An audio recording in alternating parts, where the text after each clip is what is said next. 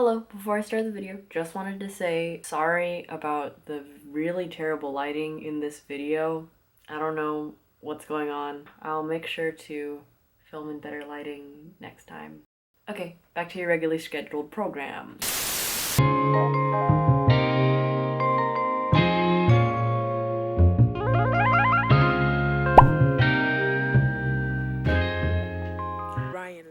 Hello! Welcome back to my channel, or welcome if you're new. My name is Micah, nice to meet you. So this is my 2019 favorites video. I'm just going to be recapping a bunch of things that I've personally enjoyed this past year. I think it's always a good thing to count all of our blessings, you know?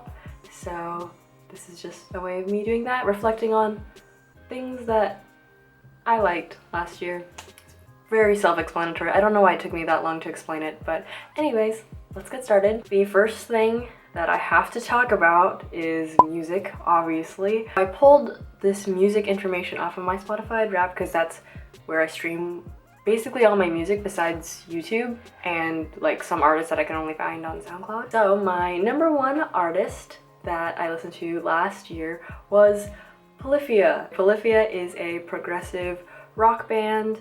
There's so much musical like excellence and technicality in their music. I love their music so much. My favorite song from them that I think I listen to like the most is Iconic. Look up Polyphia Iconic right now on whatever, like YouTube, Spotify, Google, whatever, and just listen to the very beginning. Like, oh my gosh, the intro is like and I'm like dead. It's so good. And as a person who, you know, plays electric bass, I just really love rock music. They came out with their most recent album, which was New Levels, New Devils, and I love that album. Yeah, Polyphia is amazing. You should totally check them out. I really want to see them in concert. I do go to a lot of concerts, but I'm always afraid when there's like standing GA that I will get crushed by other people just because, you know, I'm an average sized girl and we tend to get crushed and stuff. It's like a whole thing. Nonetheless, listen to Polyphia, they're great. Another band that you should listen to, which was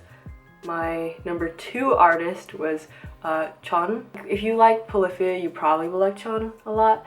Very like musically technical. Again, great musicians are in that band. They're like basically a family band at this point. Their newest album, again, it's like, the newest album is so good. I really liked Pitch Dark, I think. I don't know. That song is so good. But all their songs are good. Just listen to Polyphia and listen to Chon. They're amazing.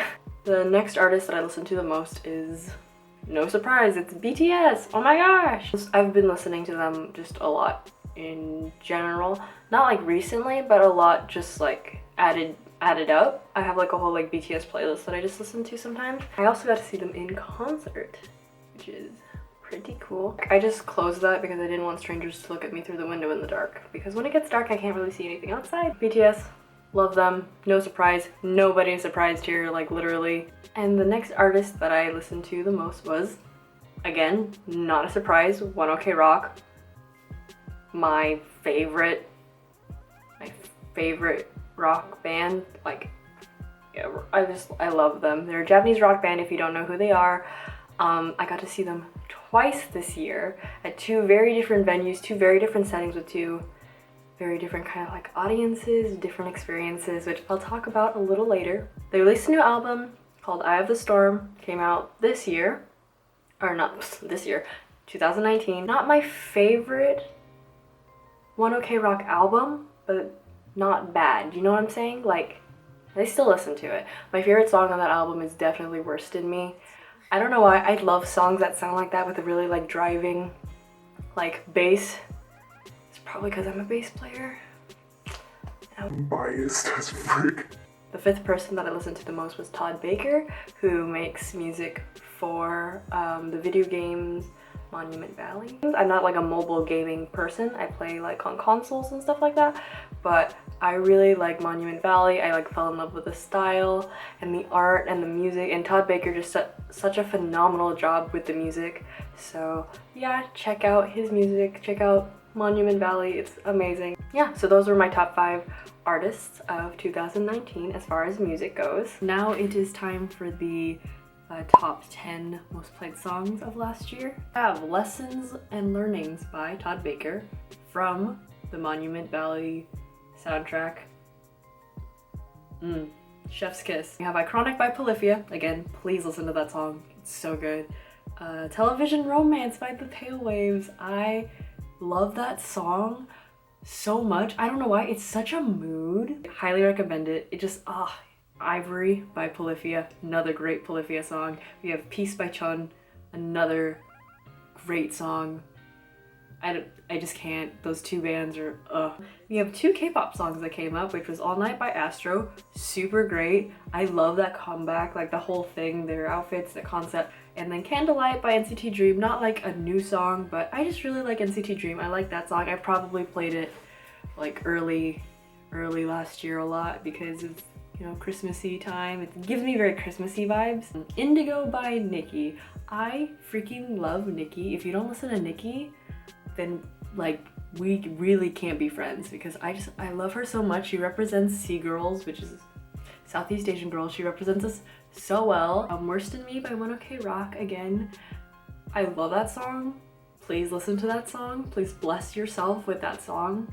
And then Death Note by Polyphia featuring Ichika from their New Levels, New Devils album. Yeah, those were my top 10 songs. Feel free to listen to them.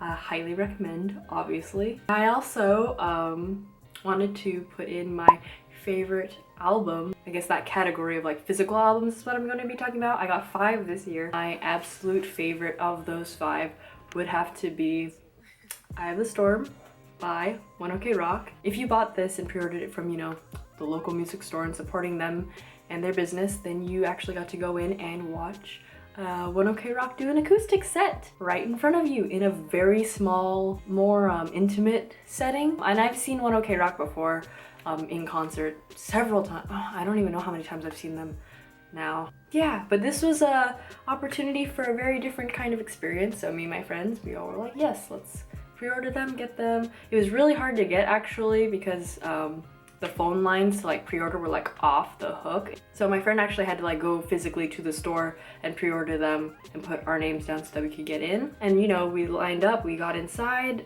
we got to see them do a very short but like very nice acoustic set. We were very close to them. I think that's like the closest I've ever been to them. And then we found out that we could actually take our CDs, get in line, shake their hands, and they would sign our CD. So this CD is signed by all of the people in 1OK Rock. I'm so shook that I have this album. Like, I didn't expect for that to happen. I didn't know that they were gonna let us like talk to them and shake their hands, let alone like them signing the album. So even though I have like some really cool like other albums, like it's not, you know, the most different as far as packaging, it's so meaningful.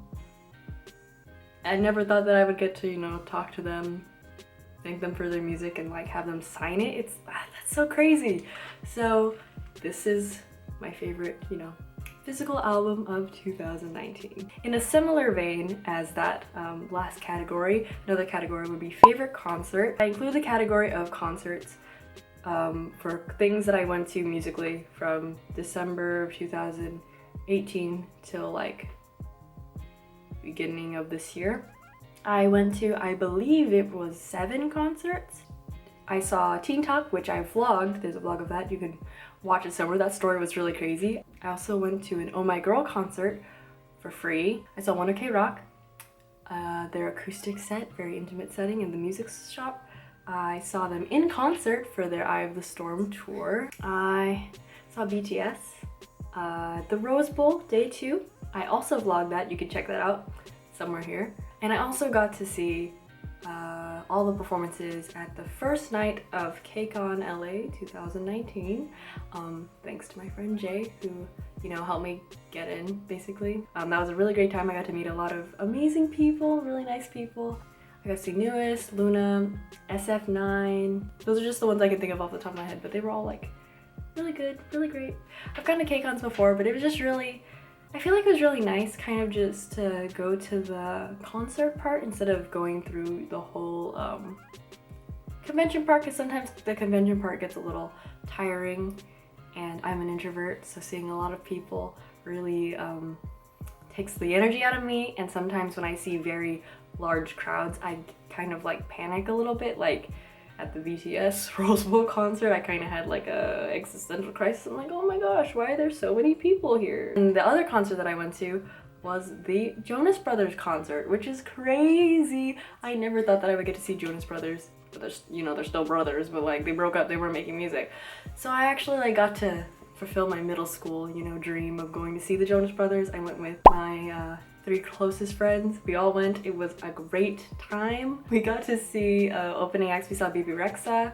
She was great. And also there was a guy who sang before her. I forgot his name, God bless him, but we looked him up and he's like Dr. Phil's son or something, which I thought was so funny. Like I could not get over that. And the DJ who was DJing between sets was the Jonas Brothers like brother-in-law or something like that. It was, I don't know, it was really funny. Like that whole night was just like crazy. That one was really fun too. I really enjoyed being with my friends and going to that. Also shout out to my friend Haley, who basically went to every single thing with me. Haley, you are a true legend among men and women. I don't even know what that means, but thanks for going to like literally like almost everything with me. That was crazy. I think my favorite again would have to be the 1OK Rock acoustic set, just because it was so different than anything that I had gone to before, and like with an artist that well known and that popular in such an intimate setting with like, you know, them signing my CD and talking to me, and I got to shake their hands and stuff like that. It's just kind of like once in a lifetime opportunity, you know? So I guess I would have to put that as probably my favorite concert. One of the categories was favorite videos that I filmed. Obviously I didn't post a lot of them for this past year, but I think my favorite one, it probably is the BTS concert one, just because that one was really fun and lighthearted. It's not perfect, but I really liked the ending that I edited with, you know, RM doing his speech and the wave at the Rose Bowl and everyone like screaming. And I really like the music of that one too. It's really good. I like that one a lot. Clothing pieces. Okay, so I don't have it on me currently, but I really have been loving turtlenecks. I don't know, I didn't think I would be that person. I got a lot of turtlenecks. I've been wearing them a lot. They make you look like you're putting in a lot of effort when you're not. Or, you know, you can make something casual look like slightly more like formal, if you know what I mean. And also I have this long coat. It was definitely an investment because I usually don't spend a lot of money on clothing, but I thought, you know what? I've been wanting a long winter coat for the longest time, so I'm just gonna get it. I'm gonna get it and I will get good use out of it. And I did, and I really like it. Similar vein, kind of related to clothing, is accessories. I have this little golden M necklace. I don't know, I've been wearing this a lot. I really like it. All of the rings that I'm wearing, besides this one with the diamond in it, all of these rings are from a brand called Rachel, and I will link them down below. Not sponsored, I just really like their stuff and their message. Also, my ear cuffs, which I have, also made by Rachel. These are the Krista ear cuffs. I have a Isabel ring in gold. All my stuff's in gold. I have 3 Lydia rings, which if you get 3, you get you know, like $5 off instead of buying them separately. And then I have a William on this finger. I'm basically always decked out in Rachel jewelry, and I love what they stand for. I love the CEO and founder, Desiree. She's a great person, very affordable for what it is, and you know it's ethically made, you know it's handmade, you know it's supporting women. Their message is, you know, like empowering women and, you know, making jewelry for everyday working girl like me. It doesn't green or anything, it doesn't rust because of the quality of it, because it is gold filled, not gold plated. So yeah, I would recommend, you know, if you're looking into getting jewelry, to, you know, check out their stuff. Really nice, really affordable, and I don't know, I love supporting small businesses, businesses run by women, you know, that's what I stand for, and I love that, and I love everything that they're doing. So shout out to, you know, the whole Rachel team. Love you guys. Yeah, I've been really wearing a lot of jewelry recently because of Rachel. I feel like Rachel sponsored me, but they didn't. I just bought a lot of their stuff. Skincare and makeup. Let's do makeup first. I don't have a lot in that category, but the first thing that I wanted to talk about was my favorite lip color of this past year. I've been wearing it a lot and I still have a bunch left, but it is the M Cosmetics Infinite Lip Cloud in the color Rose Nude. It's very moisturizing, it's soft. Usually when there's like matte lip stuff, it really dries out your lips and then gets really uncomfortable and like flaky, but this one doesn't. Absolutely love how velvety it is. I love the shade. I like how it, you know, looks with my whole look. It matches the eye looks that I do most of the time, and yeah, you know, I just really love this product, and I probably will be getting more colors from them in the future. The next makeup thing is something that I think I've mentioned on this channel before, but it's the Heroin Make waterproof eyeliner. Goes without saying, it's like one of the best eyeliners, especially for me as someone who is monolidded. So I like this one. I have like 2 of them. I always need to restock these. They're really great if you're in the market for an eyeliner that like will not move. This one is super good. And the last makeup favorite that I have, it's the Sally Hansen Insta Dry in the color 496. I really like this as someone who is very bad at painting their nails.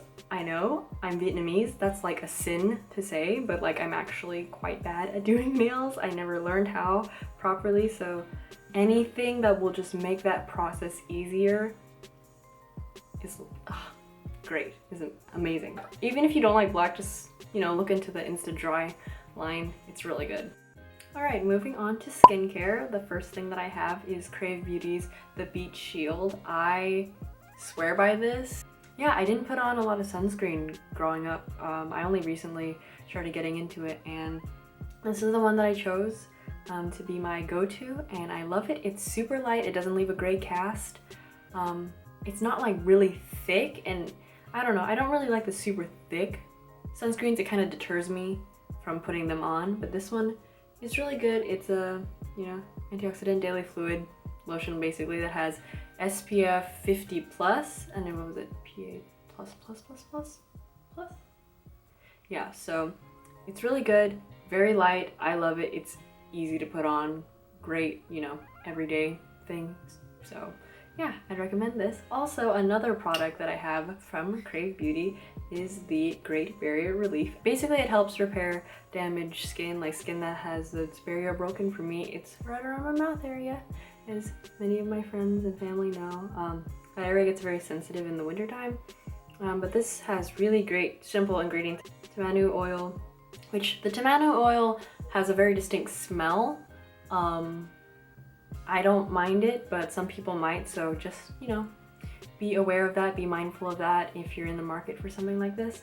It's really been helping my skin a lot. I do see it like repairing the barrier of my skin here. I'm probably gonna order a few more bottles of this just because I really like it, and it's also super compact. Like I can take it on the go with me. I take it literally everywhere in my bag to work, when I'm going to volunteer, to school. Just, it's super convenient. I love it. It comes out in a little pump, so it's sanitary. Also, if you get this product in particular, you will be helping, because part of your proceeds will be going to helping save the Great Barrier Reef, which I think is a very noble cause.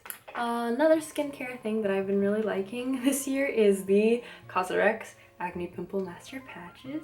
My skin loves these. If I have a pimple and it's getting very irritated and red, I can put it on top so I stop scratching it or poking at it, because that will ruin it. Obviously, it'll ruin my skin.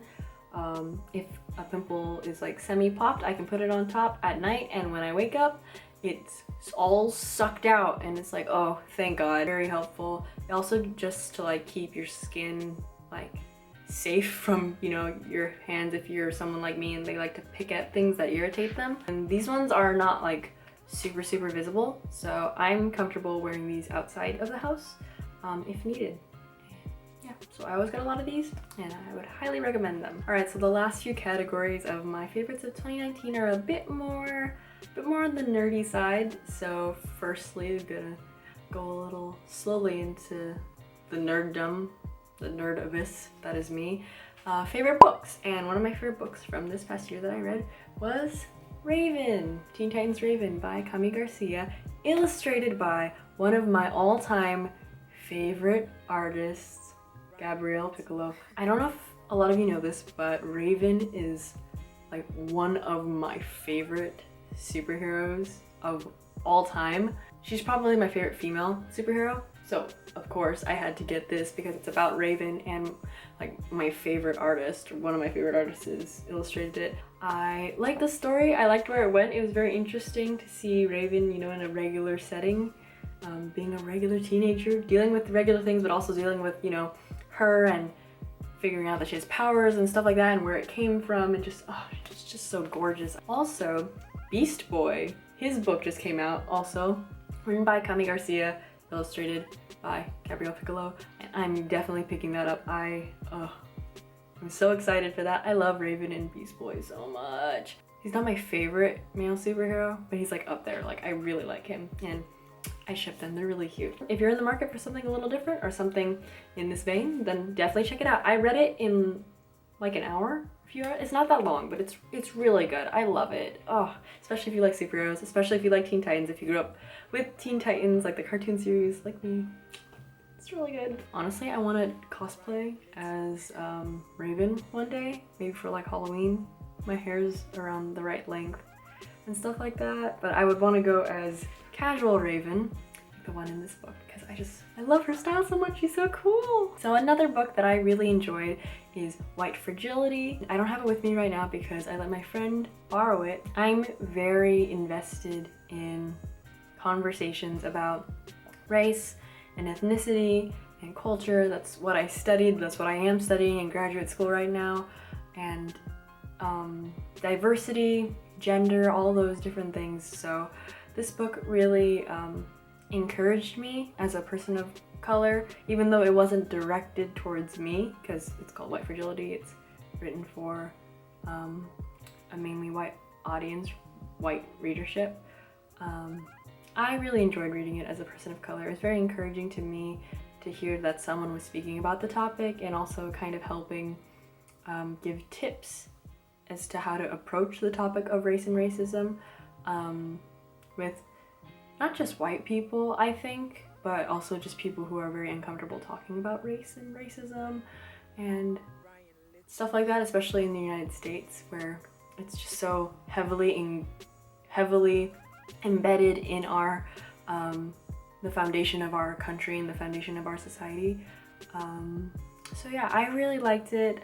I'd encourage you to read it, and I know it may make some people uncomfortable, but I think being uncomfortable is also, you know, a learning opportunity. You're never comfortable when you're growing and learning. So yeah, if you're interested in that, please check out that book. Okay, another topic that's kind of similar to that is webtoons. My top, I'd say, 3 favorite webtoons of this past year that I've been keeping up with is first Lumine, or Lumen, however you pronounce it.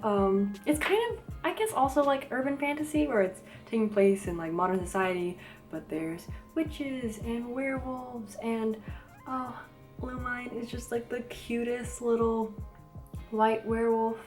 I love him and Cody so much, like with all my heart. They're adorable. I love the art style, but also like there's magic and there's fighting and there's blood and violence. It's like, oh yes, everything that I like basically in that story. So please check out Lumine if you haven't already.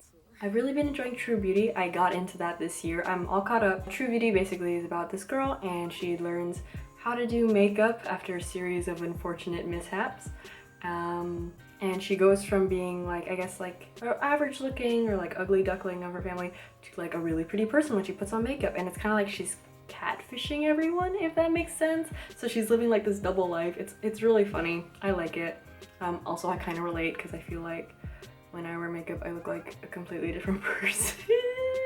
And I feel bad when people meet me and I have no makeup because I'm like, oh, I don't look this nice normally. Anyway, it's really great. Check it out if you're if you're into that stuff. It's real good. K-drama-y, you know. It gives me that little K-drama fix, if you know what I mean. And also Let's Play. I've liked Let's Play a lot this year. As someone who plays a lot of video games, watches mostly video game YouTube. I know it's weird, doesn't seem like it. I watch really nerdy things on YouTube. Basically, it's about a girl who's making a video game, and she wanted her favorite Let's Player on YouTube to play it, but he just like immediately didn't like it, and it kind of like crushed her. But then he moves next to her, and things go down. So I played a lot of video games this year, but my favorite would have to be Fire Emblem 3 Houses. It is an incredible tactical RPG, and basically the Persona 5 of JRPGs. It's the 7th Fire Emblem game that I've played, and by far the best one. It has incredible replayability, hours of different branching paths, and I picked the Blue Lion House if you're wondering. Okay, so I'll categorize them, but I have a lot of like favorite YouTube channels of this past year. I'll put them probably here, maybe on the sides, but I'll categorize them by kind of topical things so you can check them out. I support them. I really like watching their content, and if you're looking for some, you know, different stuff to put on your YouTube video feed, then definitely check them out. They're really good. I think we're done. I think that's it. Let me double check. Yep, that is all of my list. Oh my gosh, this video literally took forever to film. But yeah, 2019, a lot of great stuff. I hope you can find, you know, maybe something to enjoy, something new, something old, I don't know, to check out this upcoming year. And yeah, hope this was entertaining to you somehow. Hopefully I can come back and film something else. I don't know what that video will be, but please stay tuned and give me suggestions in the comments down below, because I am always down to hear people's suggestions for, you know, new creative endeavors. And yeah, hope you have a really good 2020. It's very weird that we're here. I'm still not over it. I don't know, man. Everyone's really hyping up 2020. Let's see where it goes together. But regardless, I hope you have an amazing day, week, month, year, life, and I will see you hopefully very soon. Goodbye.